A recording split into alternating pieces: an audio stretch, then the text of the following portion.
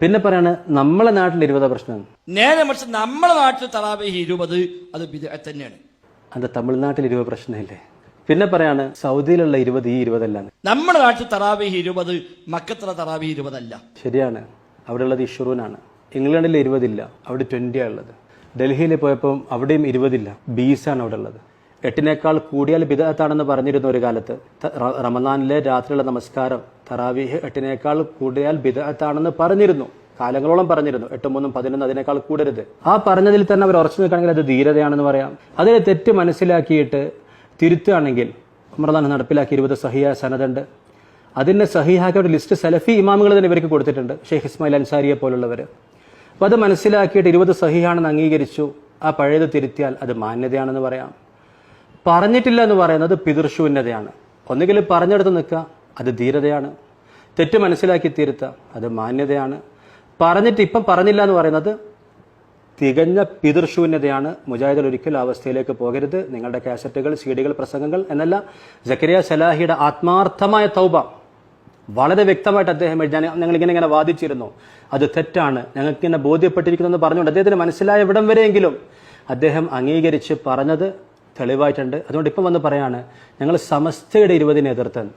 അങ്ങനെയാണെങ്കിൽ അൽബാനി എന്തിനാ പുസ്തകം എഴുതിയത്? സമസ്തക്ക് വേണ്ടിയാണ് അൽബാനി പുസ്തകം എഴുതിയത്.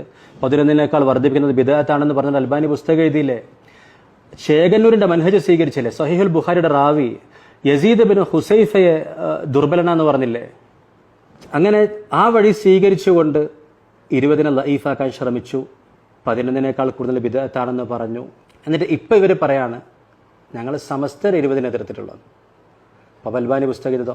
അൽബാനിക്കെതിരെ ഗണന എഴുതി ഷെയ്ഖ് ഇസ്മായിൽ അൻസാരി, സൗദിയിലുള്ള ദാറുൽ ഇഫ്തായിലെ ഹദീസ് വിശാരദനാണ്. അദ്ദേഹം പുസ്തകം എഴുതി. അദ്ദേഹം പറഞ്ഞു തറാവീഹ് 20 സഹിഹാണ്, എത്രയും ആകാം, അതിൽ 20 ആകാം എന്നല്ല ഇവർ ആവർത്തിച്ച് നിഷേധിച്ചുകൊണ്ട് പറയാണ്. 20 ആരും പറഞ്ഞിട്ടില്ല, എത്രയും ആകാമെന്ന് പറഞ്ഞിട്ടുള്ളത്. ഇങ്ങനെ പോയി ഡെയിലി 20 ആവുക. പിന്നെ പറയാണ് നമ്മളെ നാട്ടിൽ 20 പ്രശ്നം. നേരെ മറിച്ച് നമ്മളെ നാട്ടിൽ തറാവീഹ് 20 അത് ബിദ്അത്ത് തന്നെയാണ്. അത് തമിഴ്നാട്ടിൽ 20 പ്രശ്നമില്ലേ?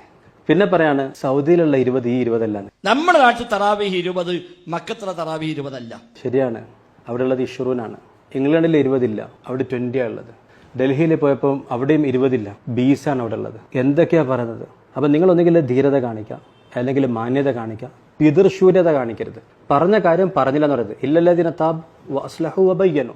ആശയപരമായിട്ട് തെറ്റ് സംഭവിച്ചൊരു തൗബ ചെയ്യുമ്പോൾ തൗബ ചെയ്യുക, തിരുത്തുക, എന്നിട്ട് വിശദീകരിക്കുക. സക്കരിയ സലാഹി പറഞ്ഞതുപോലെ ഞാൻ ഇങ്ങനെ പറഞ്ഞിരുന്നു, അത് തെറ്റാണ്, ഞാൻ തിരുത്തുന്നു, എൻ്റെ ഇന്നത്തെ അഭിപ്രായം ഇതാന്ന് പറയാം. അല്ലാതെ ഞങ്ങൾ പണ്ടേ പറഞ്ഞത് തന്നെയാണ് ഇപ്പോഴും പറയുന്നത് എന്ന് പറയരുത്. പഴയ സീഡികളുണ്ട്, നിങ്ങളുടെ വായിക്ക് മുദ്ര വെക്കുകയും സീഡികളും കടലാസുകളും സംസാരിക്കുകയും ചെയ്യും.